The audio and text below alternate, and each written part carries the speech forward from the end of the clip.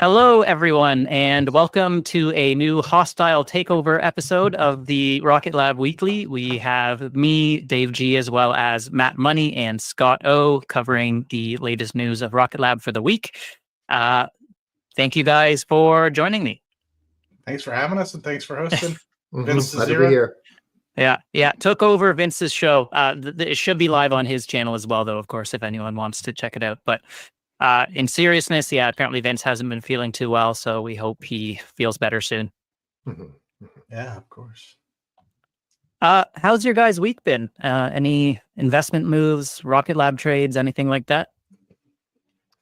Been pretty good overall.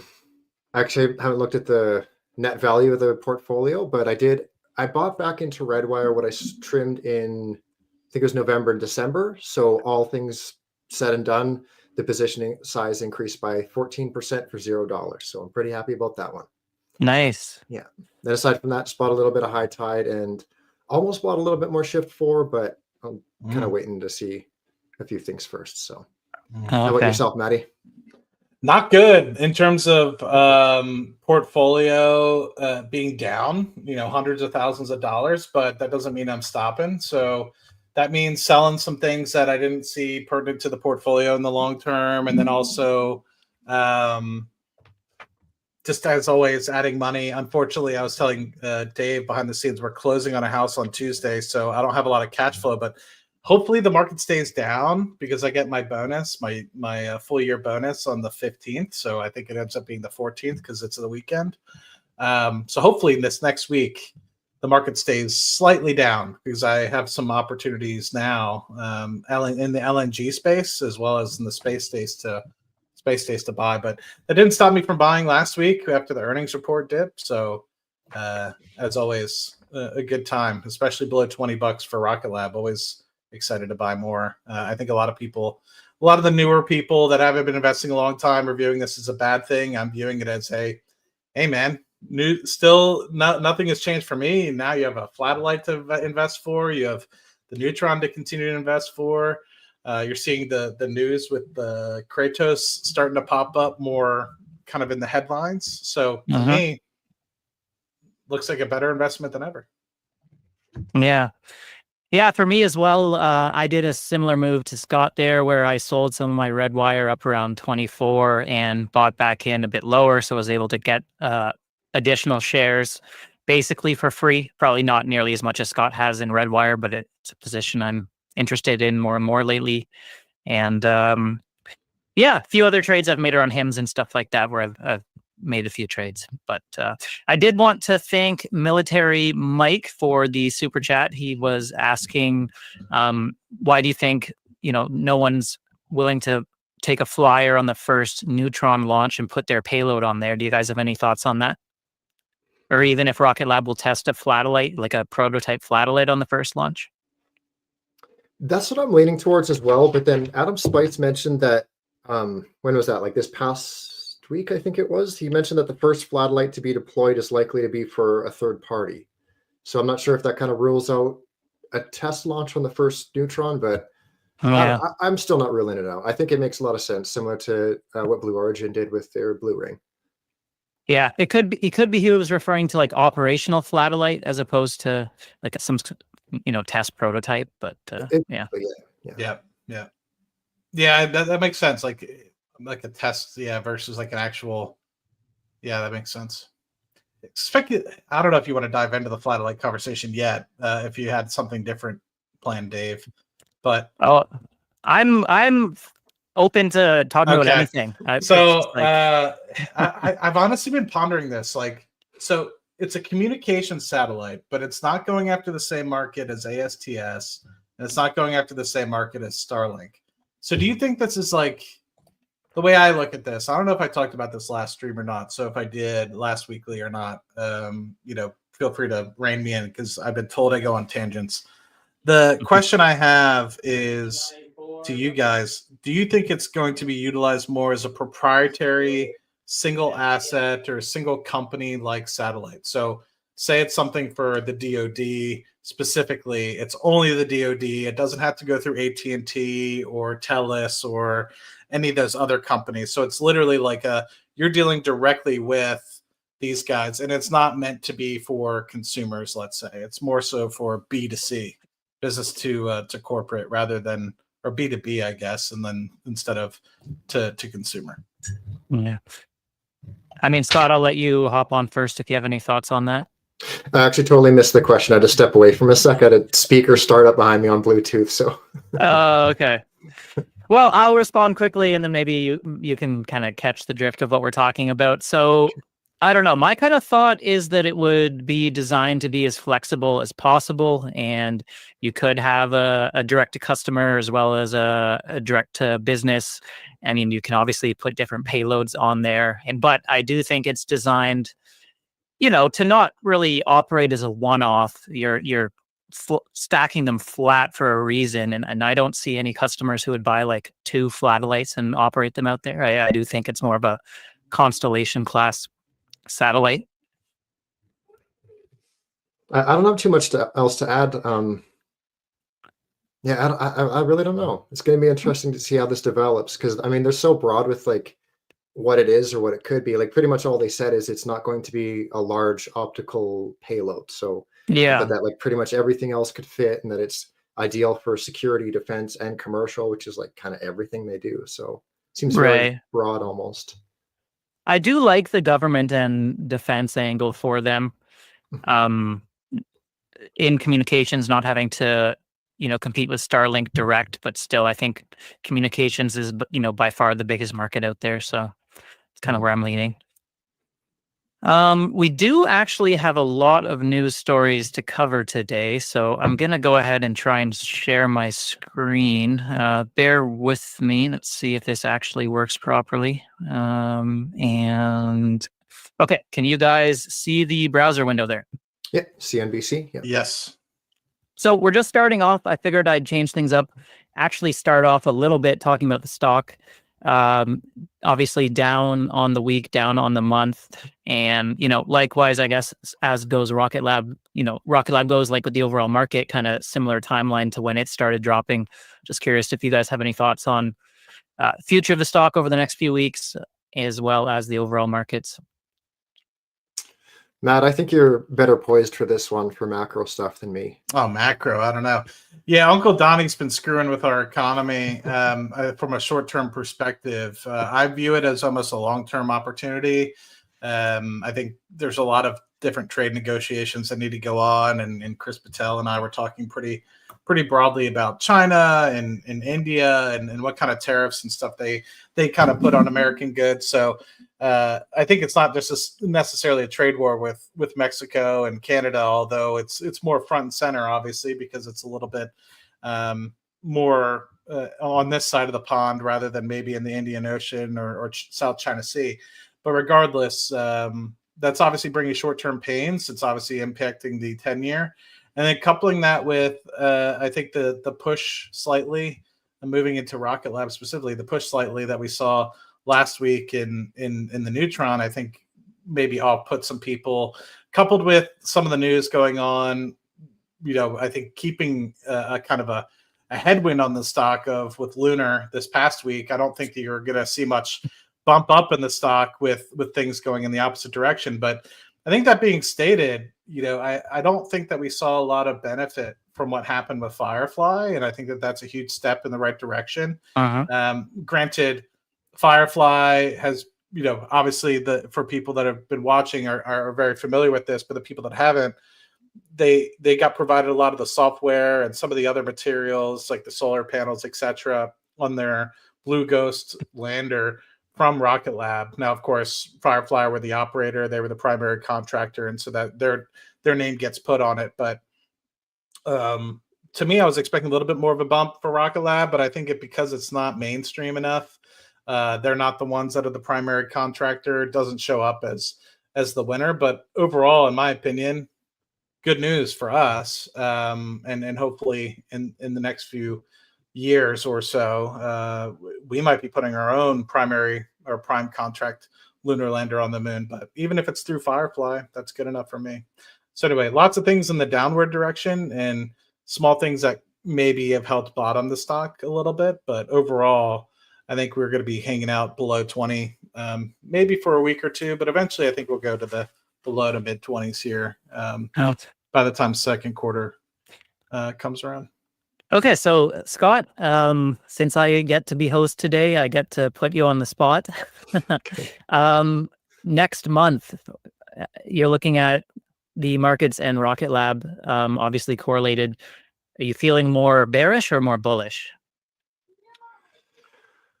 Oh, that's a good question, because I feel like depending on what day of the week it is, tariffs are on or tariffs are off, and it's just like take another day, and now there's another country in the mix. But I think all in all, I don't know. I'm not. I feel like, and maybe it's just because I don't, with a daughter in the house, like I don't have as much time to like focus on the markets. But I feel just kind of like whatever to the markets. Like, yeah, we're having a big correction and whatnot, and sure, there's a lot of like potential negative catalysts coming up, but you could argue the same in the opposite direction. So yeah, the next 1 month, I don't know, like I'm sure there'll be a lot of opportunity, but like if you fast forward like a year or the next 3 years, like I'm feeling maybe more optimistic than I should be. I don't know. Okay, I like optimism. Continuing on, this is a little bit of an odd one here, and personally, I find this to just be kind of like ridiculous and a little bit of ambulance chasing. Basically, there's a lawsuit against Rocket Lab. I almost didn't even mention it because I don't think it's that big a deal, but this guy apparently bought 100 shares of Rocket Lab, and is kind of the main plaintiff in a lawsuit against them, basically saying they misled investors based on this Bleecker Street short report. Do you guys have any thoughts on this one?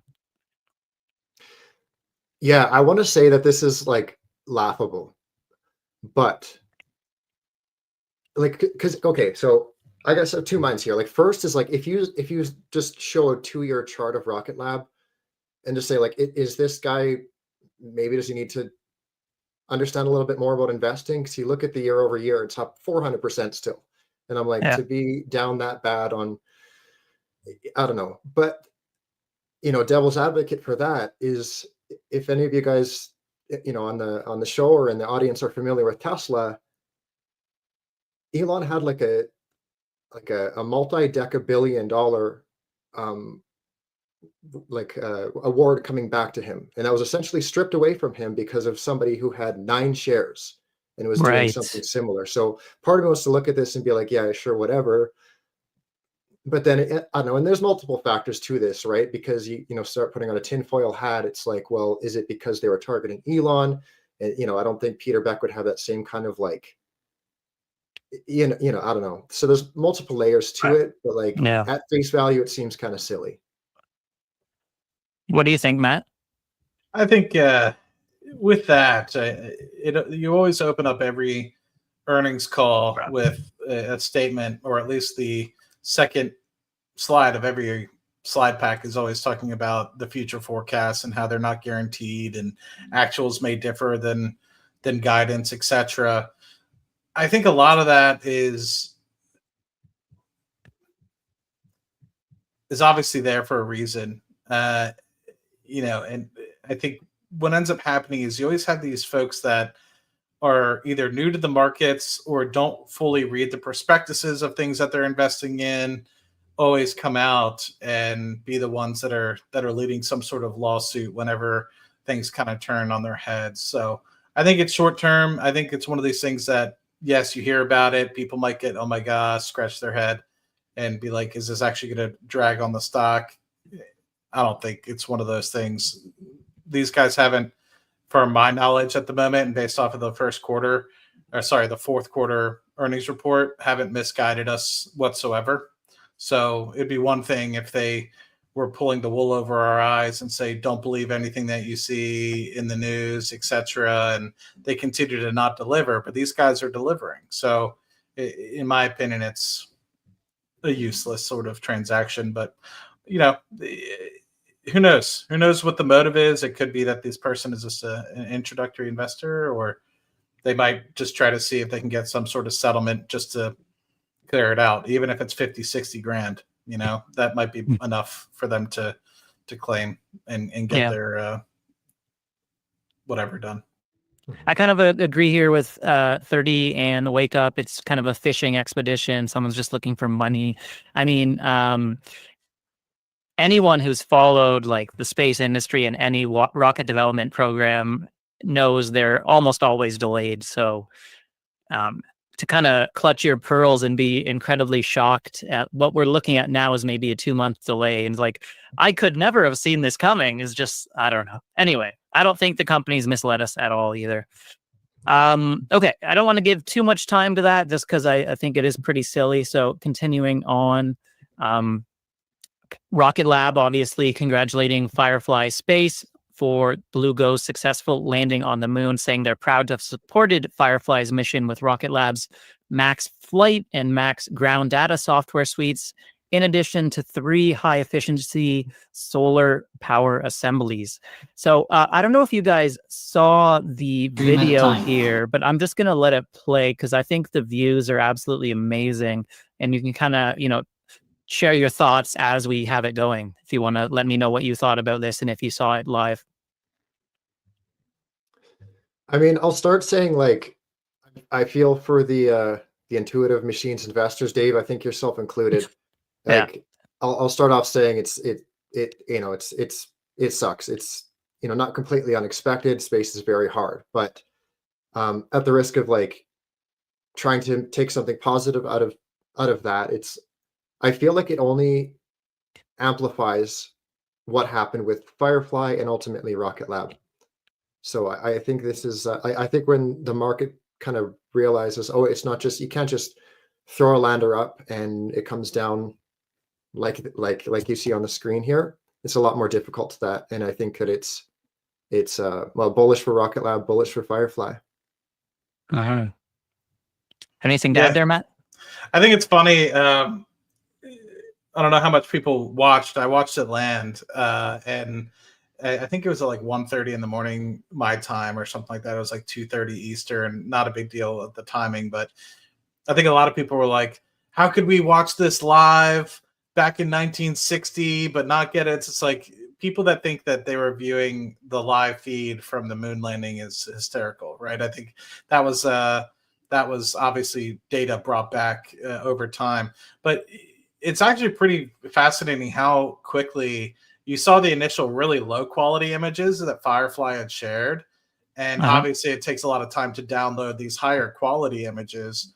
And it's just absolutely amazing to see the quality of this.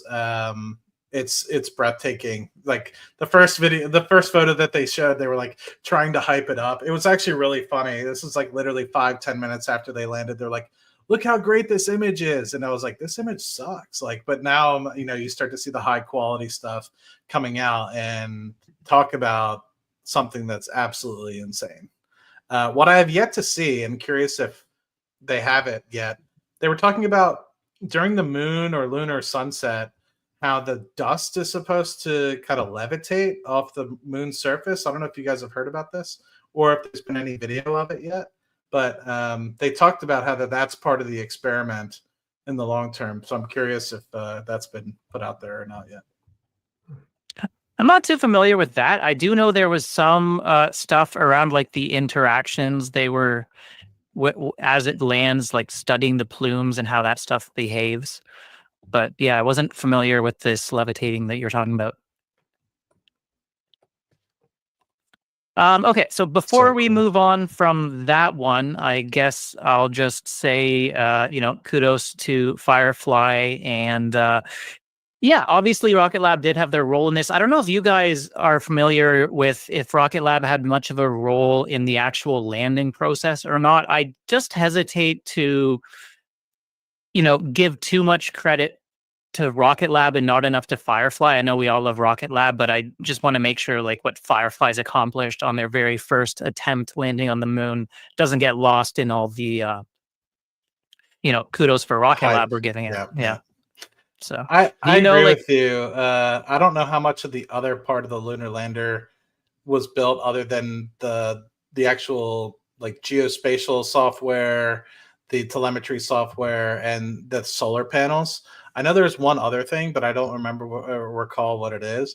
But from what I understand, I don't know if it was a secondary amount of communications devices or what have you, but I know that the team in Denver was on standby in case something with Firefly didn't go well in terms of being able to take over the mission. So I know that there was a backup, but I agree. I don't want to like say, oh my God, like forget about Firefly. This is all Rocket Lab, all only enabled by like these guys obviously have a huge hand in it. And I'm also curious to hear what I forget his first name, but Mr. Kim, I'll call him, was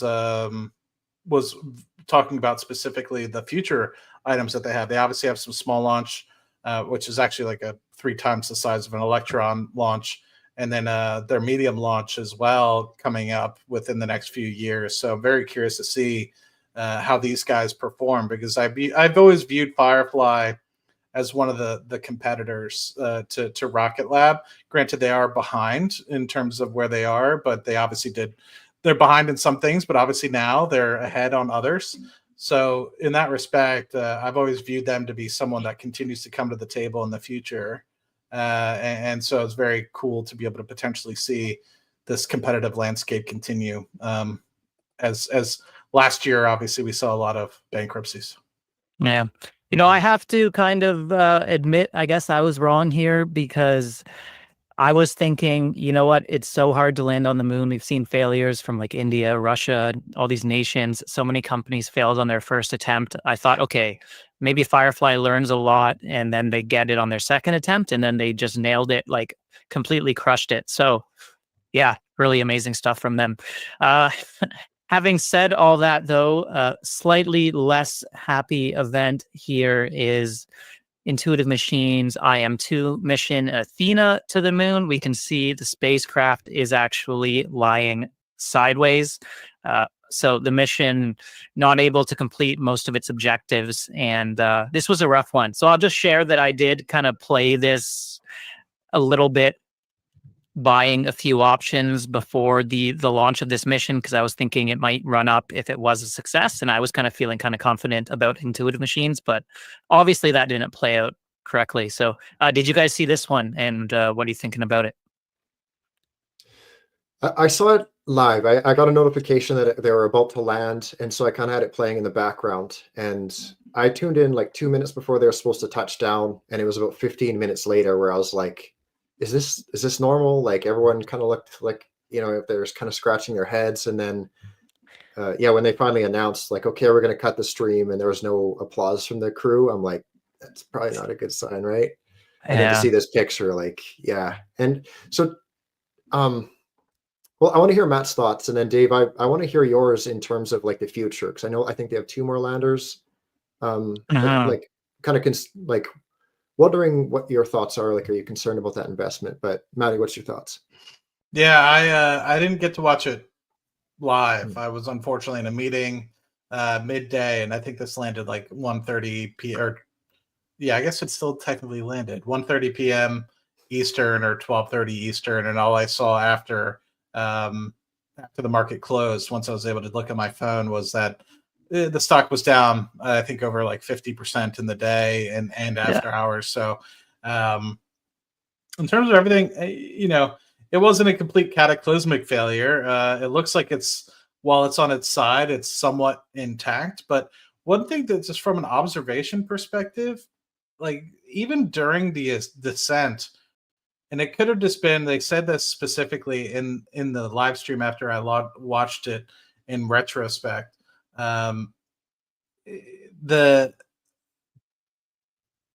Even just the landing and the discussions going on with Firefly were a lot clearer and cleaner than what was going on at IM2, IM. And I don't know if it's just because of where they're trying to land on the moon, relative to where Earth is, or if Firefly landed in a better communication area. So I don't know. And I haven't done as much due diligence as I probably should have making this statement.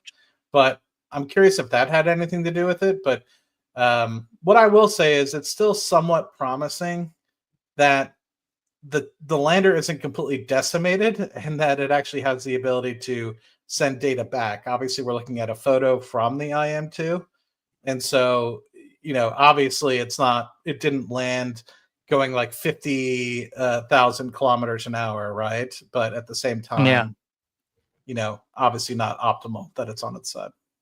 Yeah. I'll admit, like, I thought I saw enough from the first mission in terms of all the troubleshooting they did and the work to get that thing on the ground relatively softly, given all the problems they had. I thought they had learned a lot of lessons and was pretty confident, and I am too.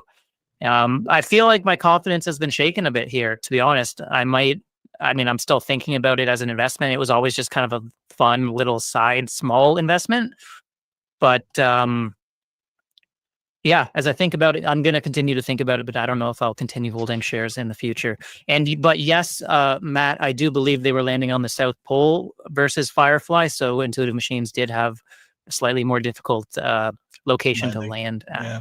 I want to be fully transparent with the audience. So as I always try to be, so I did take, I don't remember how many contracts, but I did have contracts for April for like the $15 or $17 strike. I forget what it was, but it wasn't anything that would have damaged me long term. It was always kind of a gamble. So my thought process was, if I made any money from that, I'd probably continue to invest it into space stocks.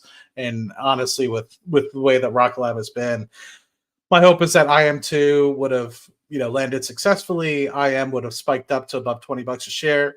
Whatever it would have been, I probably would have taken the profit and immediately put that into Rocket Lab or something like that. So I just view right now that obviously Intuitive Machines, while having a lunar lander is great, they don't have the end-to-end piece, and I think I want to be invested in that end-to-end. So unfortunately, this didn't go the right way for me. So I'll probably just hold on to them because I think they're like, I don't know, 70% down or something like that, maybe more. Yeah. But yeah, just want to be transparent with everybody. Sure. Appreciate that. I don't want to focus too much on other companies here, obviously, because it's the Rocket Lab Weekly. But continuing on, Rocket Lab reposted here a Kines tweet about how their final 5 nanosats have left the clean room and are on their way to Rocket Lab for the 5th and final launch of their constellation. What do you guys think about this one? I assume you're familiar with the customer.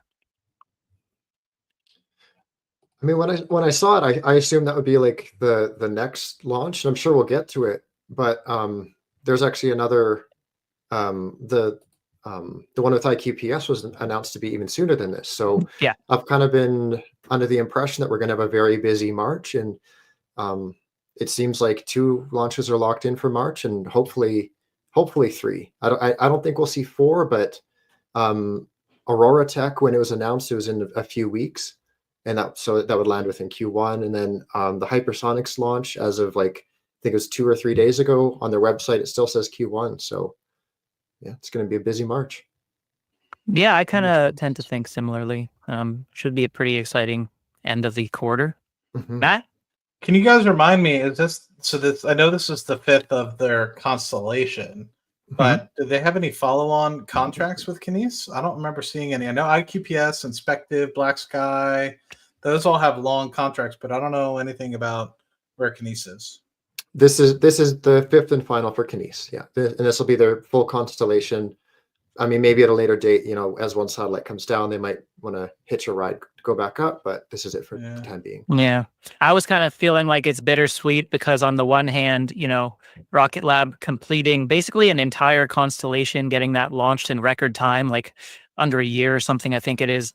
But then that's kind of one less customer on the books. So, hopefully maybe they do a next gen model or something in the future and can circle back.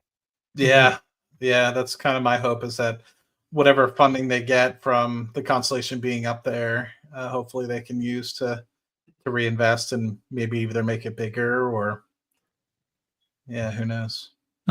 Still impressive achievement though, getting that up in so short time. Okay, continuing on now, we had the Vaarda capsule reentry. I figured I'd just share some of the video from because it's pretty amazing. So obviously this was, where are we here? We're back down on land. Sorry about that. This was hosted on a Photon rocket or Photon spacecraft. Trying to do two things at once and re-entered back into Earth's atmosphere. Did you guys see this one? Mm-hmm. Saw Very the cool to headline. see. Didn't see the landing though.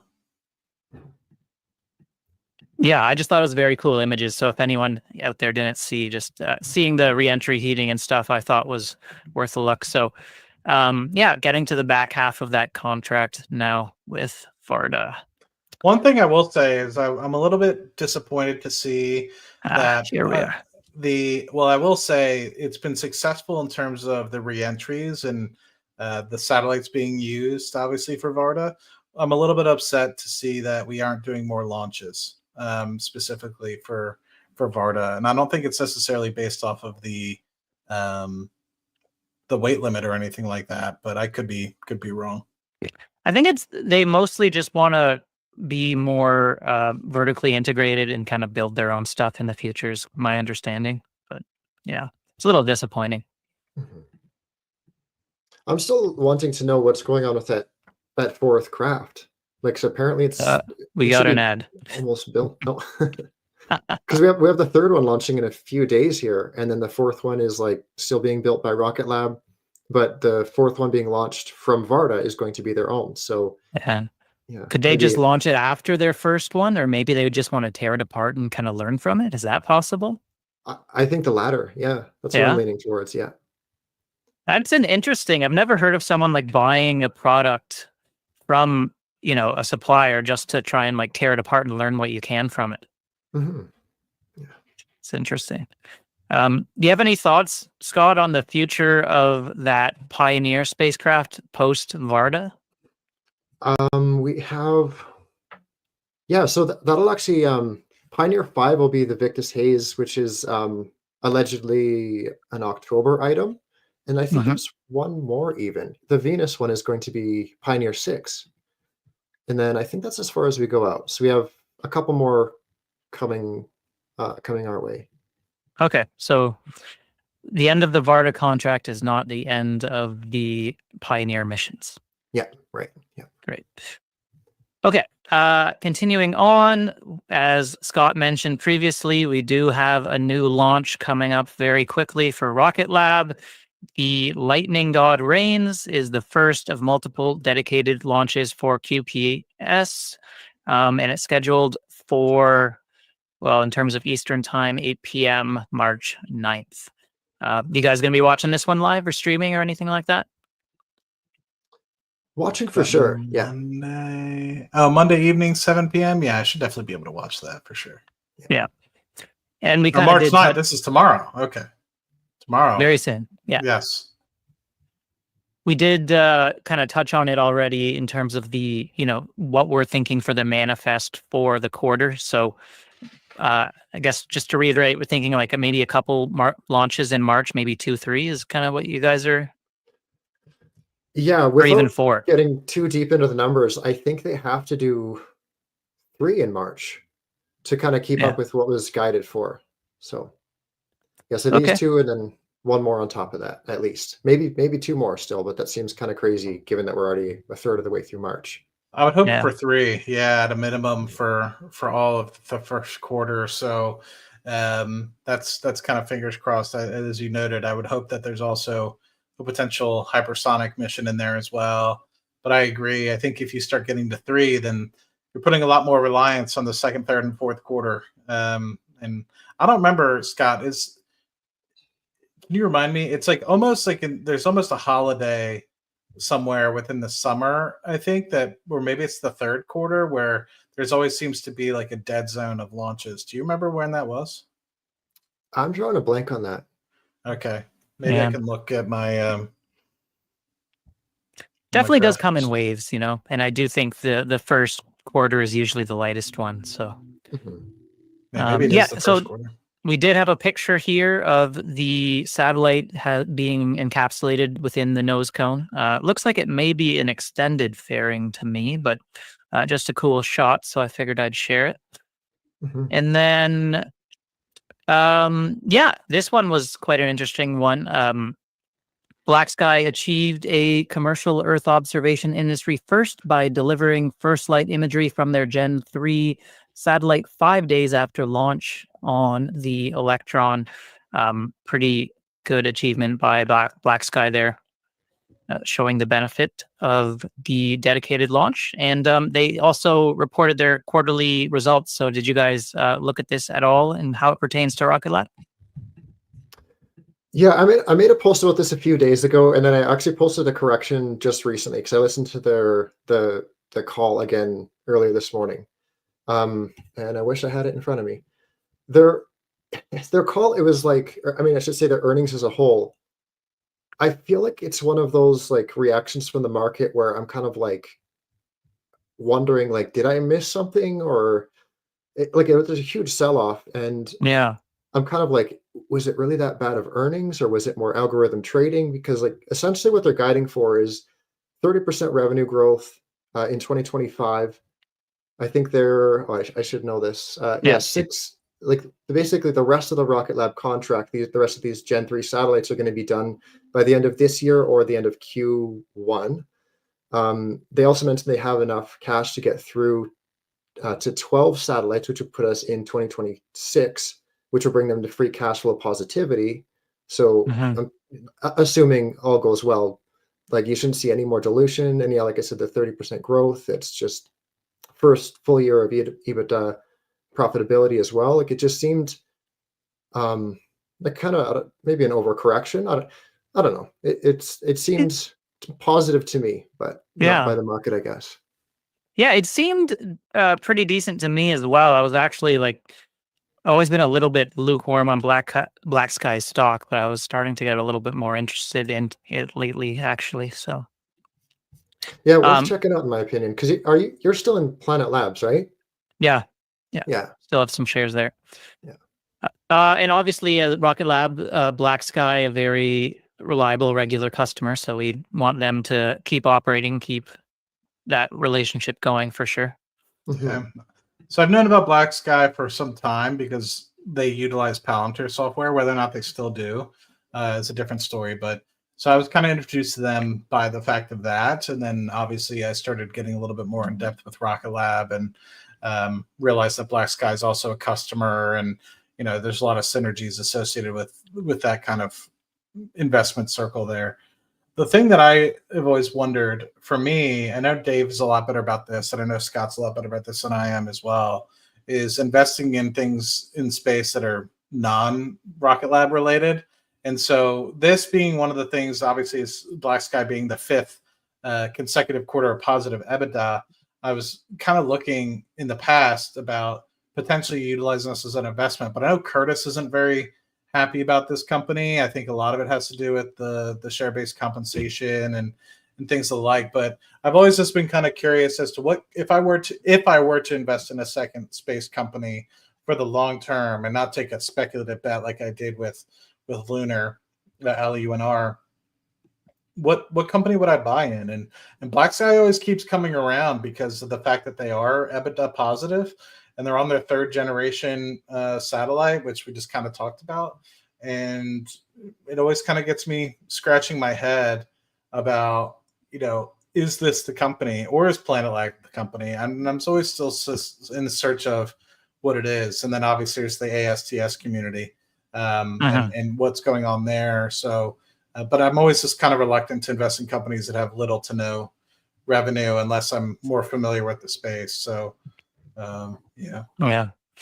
We do have Vince's bullish in the chat actually, and he's commenting on the compensation of the executives on Black Sky. I do seem to remember hearing that it was fairly high, especially given the troubles they were having. Do you remember anything about that, Scott? Yeah, I actually have it in front of me. It's like when they first went public, it was atrocious, like $30 million a quarter at its peak. But Hmm. since like Q2 of 2022, they've really reined that in for an average of like 3 million a quarter. So at first it was really ugly, but I think it's definitely a lot more appropriate at current levels, and it's not even rising with revenue. So it seems like they've really reined that in. But Does that give you any, question marks or second thoughts about their management if they've, received that much compensation? I don't know. I don't think I have. I need to look into it a little bit more with what was recently reported. I'm still waiting for the 10K to come out.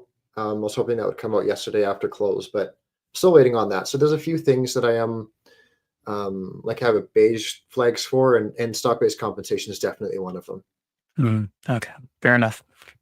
Okay, so moving on, I think everyone is probably familiar with Starship 8 and the explosion that happened just the other day on the test flight. Did you guys see this one live? What were your thoughts, if any? Were you surprised? Let's hear what you have to say on this one. Okay. I'm going to give you a bearish take and then a bullish take, and then I want to kind of recontextualize this. So I kind of like, with a tongue-in-cheek kind of attitude on a previous episode, is after the 7th launch, I kind of jokingly said, like, if the kings of the playground, SpaceX 150 launch per year cadence, are struggling with a new rocket, maybe it's worth considering to temper your expectations for Neutron coming to market. But to play devil's advocate with that and be more bullish, I think that it's not fair to do the Starship, which is a super heavy vehicle, a lot of new stuff. I think it's more appropriate to not compare Starship as a whole to Neutron as a whole, but Starship first stage, the booster, to Neutron's booster. And if you look at just that item, I think the past 2 or 3 were successful booster catches, including the one where it's rickety. I think an engine fell off. I think something happened with the engine in the most recent one. But all said and done, the booster is already, I think like a 50% catch rate for the ones that they're actually attempting. And I think that's what's more worth focusing on, is because of its similar kind of profile as to what we should see with Neutron. Now, where I want to kind of recontextualize is this is now flight number 8.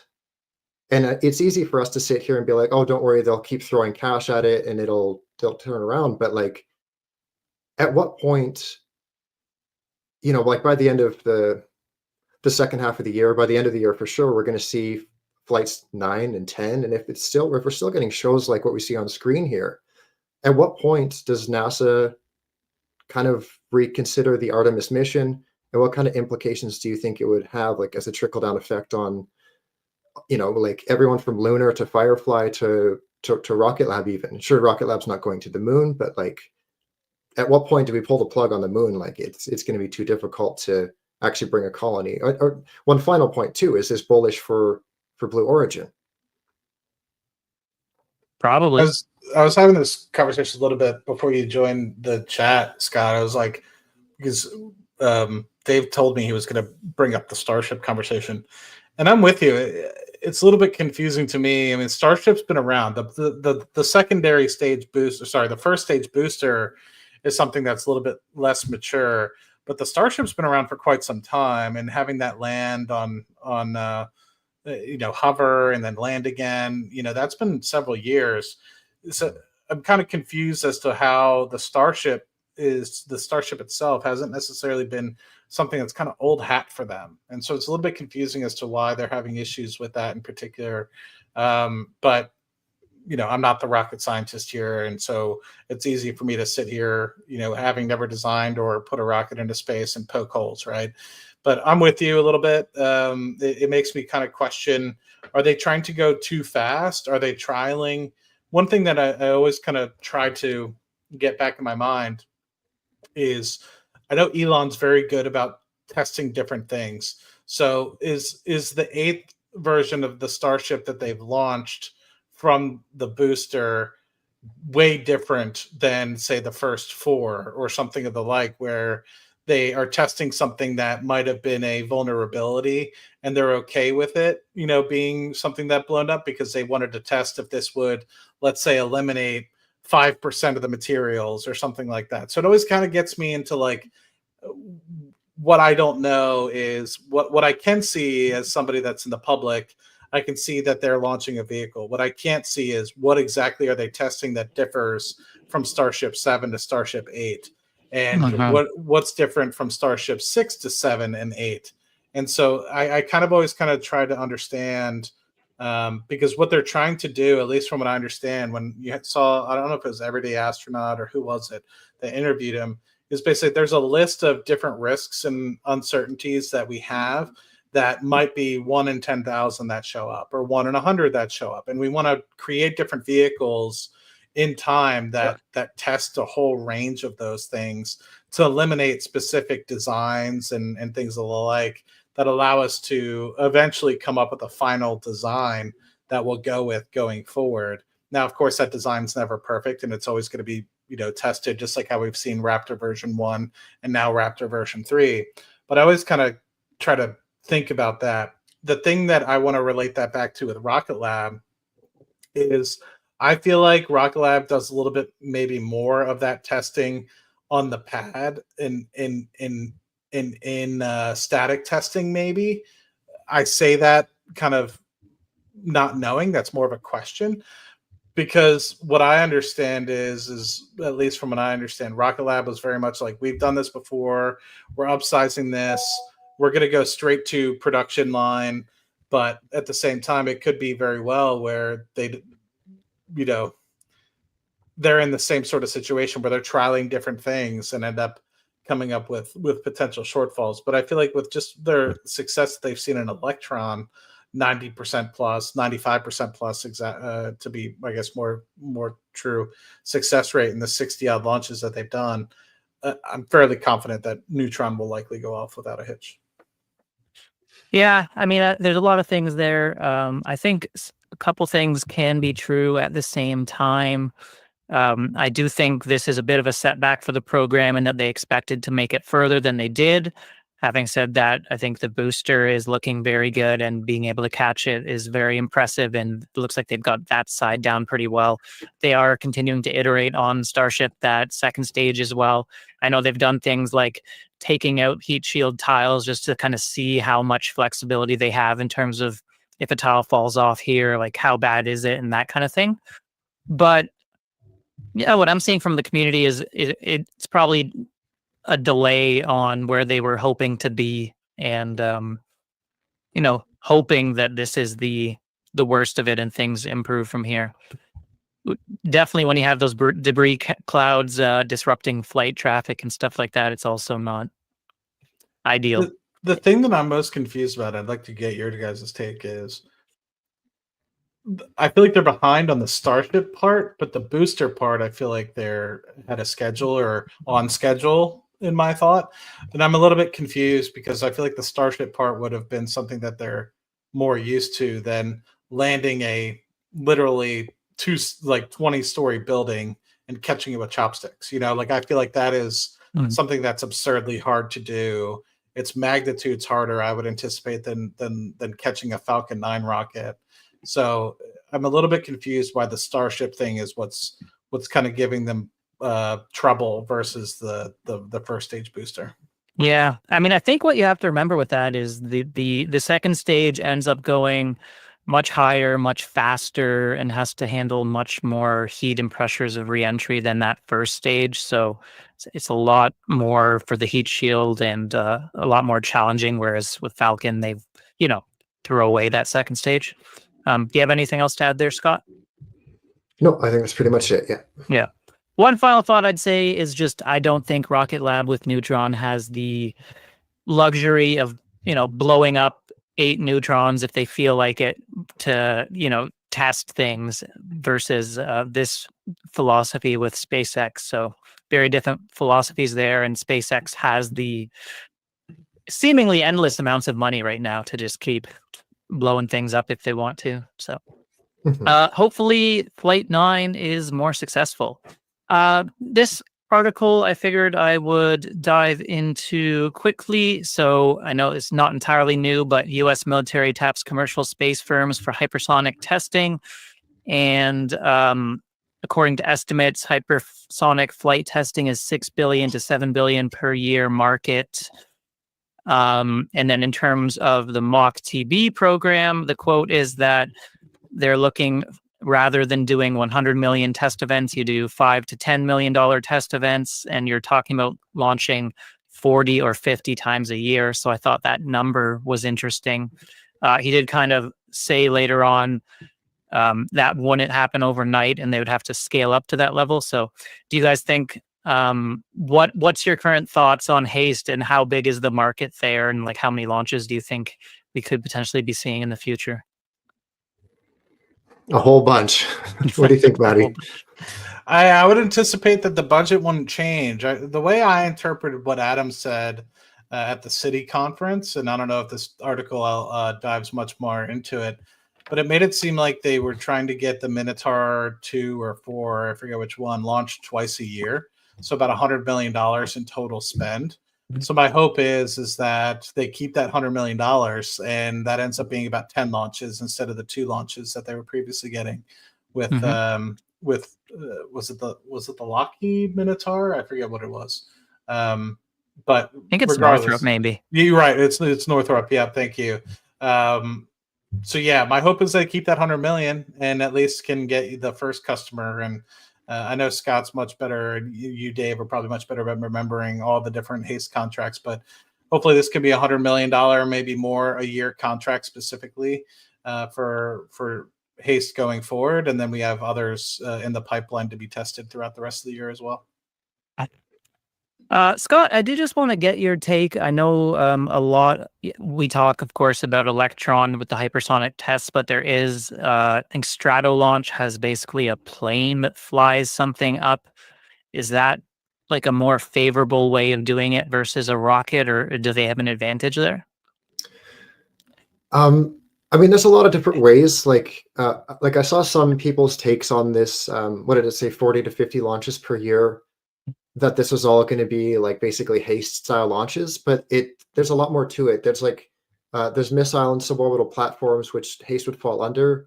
There's air launch systems like Stratolaunch, and there's also even like high altitude balloons or even ISS deployment or hosted payloads.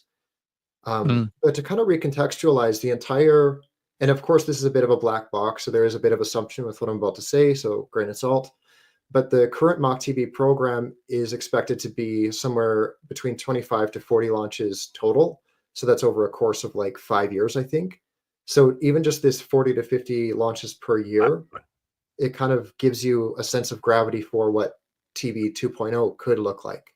And I think if memory serves, I might have it. I'll just go off the top of the head. It's no, I do have it here. Of the 25 to 40 launches in TB 1.0, Rocket Lab was responsible for roughly 20% is what I calculated. And again, a lot of assumptions are made there, but even if that is like 20% of, I don't know, like even, well, I don't know, a lot of launches is what we're looking at. Yeah. So you're thinking maybe it's reasonable to expect like 20% of the launches in MACH-TB 2.0? I don't like, maybe, yeah. Maybe. I wouldn't rule it out, but like, I mean, Yeah. we do have Firefly as a contender against HASTE as well, but like they have a lot of launches. They have like more than 50. And actually, I forgot to mention earlier with that Firefly news, they're expecting to launch in the next couple of weeks here with 5 throughout 2025 as a whole. Yeah. But then that's still like, oh, and they just signed another 2 launches in the quarter. I think it was 2, maybe more. So it's still like, even after the end of this year, they still have like 50 plus alpha launches to get through. And then if they want to start doing HASTE on top of this, you kind of cross-reference that with their current cadence. And it's like, when are you guys going to do this? They really got to scale up that cadence. I was scratching my head a little bit for alpha in this HASTE. Like, I don't see any scenario where they launch something that could be launched on Electron, because it would definitely always be cheaper on Electron. So that was an odd one to me, but maybe there's some payloads that Electron can't handle in this program. Anyway, that is an interesting one. Feeling extremely bullish on Haste for Electron's growth. And now we come to the reaction wheels, which I think Scott was interested in. So Rocket Lab tweeted that this is what high volume manufacturing for space looks like.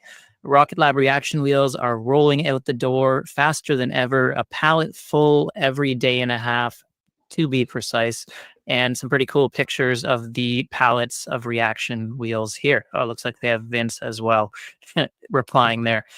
So yeah, I just went ahead and pulled up this tweet from this guy. I think he knows some things. I don't know, maybe named Scott. So yeah, if you wanted to talk about your thoughts on this one, Scott. I just there's so many layers to this. So one thing I realized, we'll kind of backtrack to the last episode, because I realized after the episode, I'm like, oh shoot, we forgot to talk about it. So for those who have seen, I think it's the most recent video that I put up, essentially in Rocket Lab's 10K, there was like an 11% revenue customer. And I was sure that, okay, so the way that the math works out is for the 2,000 plus reaction wheels that are sold in 2024, as long as they were sold above 21,000, it was going to be identified on the 10K. So we had this government customer, and I was like, oh, I was expecting Amazon or confidential customer. I guess this isn't Amazon. But then somebody, I think it was Jacob or Mottbox, somebody pointed out, they're like, well, hold on, this could actually just be the SDA revenue. So right away, tinfoil hat back on. I'm like, okay, it's Amazon still.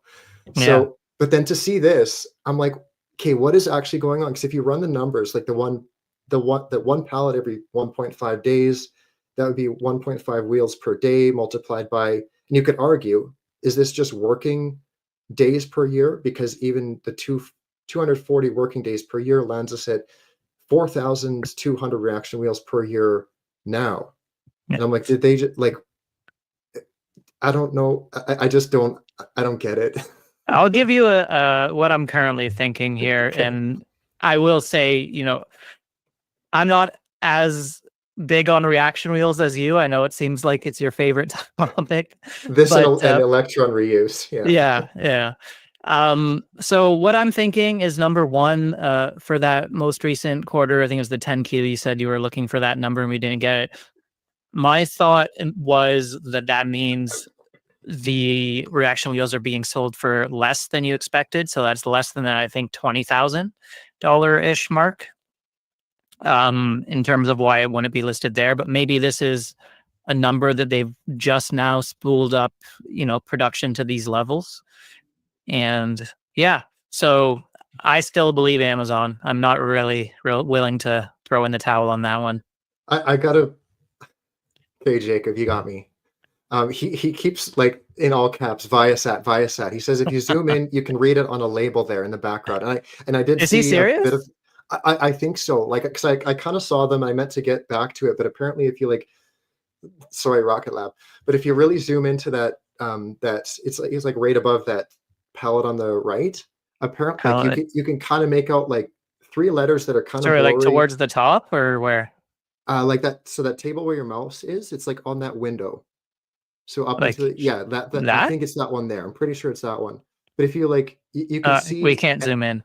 You can see the SAT pretty clearly, and then the first 3 letters are a little bit unclear. But and, like, you know, to splash some cold water, like, we do know that Viasat is a customer, I think, but like they're building like a sat bus for them, I believe. So I'm not sure if it's something on that little black table there was for Viasat and somebody removed it for the picture. I don't know, but I don't know.